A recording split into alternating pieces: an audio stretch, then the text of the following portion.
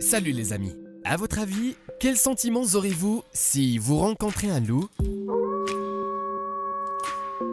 Moi, je ne sentirais certainement rien d'autre que la peur et la panique.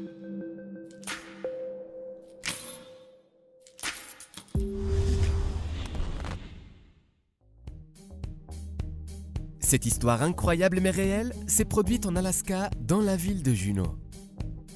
Un soir de 2003, Nick Jens, un photographe animalier, marchant avec son labrador Dakota dans l'arrière-cour de sa maison, a remarqué un loup noir à proximité qui se tenait debout et le regardait de près. Craignant que le loup puisse attaquer le chien, Nick a commencé à s'éloigner lentement de lui, mais Dakota a couru soudainement à la rencontre du prédateur. Le propriétaire a été très surpris quand, au lieu d'une bataille acharnée, il a vu son labrador et le loup de la forêt courir les uns après les autres et jouer.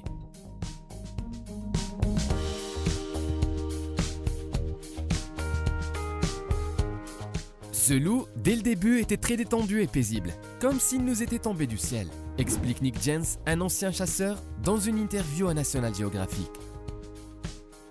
Depuis lors, le loup solitaire a commencé à quitter la forêt plus souvent et à venir à la périphérie de la ville, se rapprochant des maisons. Au début, il n'y avait pas d'opinion claire parmi les habitants sur le comportement inhabituel de l'animal. Beaucoup hésitaient entre la curiosité de mieux le connaître et l'instinct naturel de survie. Puisque les loups sont des prédateurs typiques qui se procurent de la nourriture par la recherche active et la poursuite des proies. D'autres craignaient qu'ils soient peut-être malades de la rage. Mais bientôt, le loup a gagné la confiance des chiens de la ville de Juneau et de leurs propriétaires. Il était évident qu'il n'allait pas chasser. Il semblait que le loup, qui pour une raison quelconque était séparé de la meute, voulait simplement communiquer avec quelqu'un.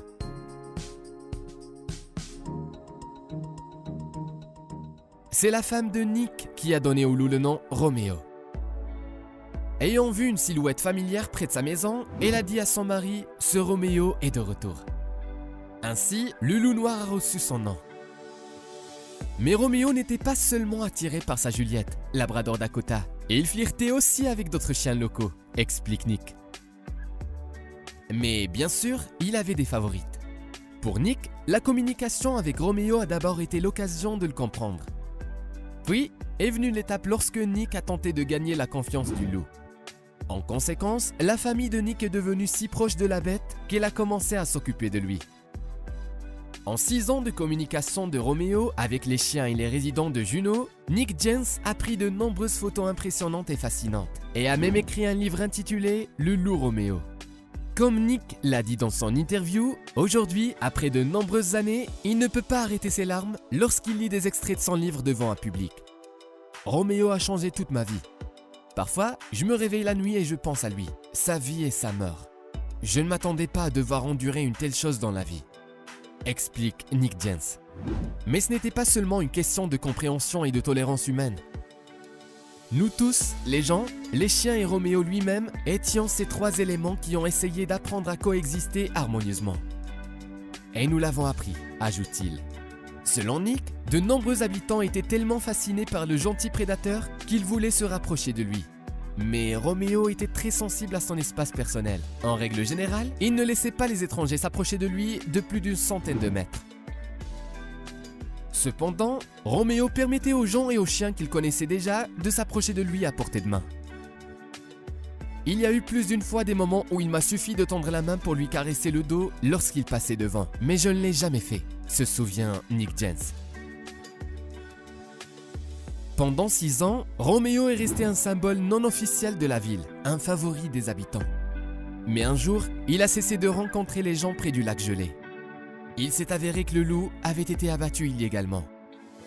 En l'honneur de l'extraordinaire et gentil prédateur Roméo, les habitants de Juneau ont installé une plaque commémorative au bord du lac. 7 ans après la mort de l'animal, les habitants de la ville de Juneau, en Alaska, rencontreront de nouveau leurs favoris. Fin novembre, la préparation d'une exposition informative dédiée au légendaire Roméo s'achèvera au Mendenhall Center. C'est Nick Jens qui organise l'exposition, qui a été le premier à avoir remarqué le prédateur inhabituel en 2003.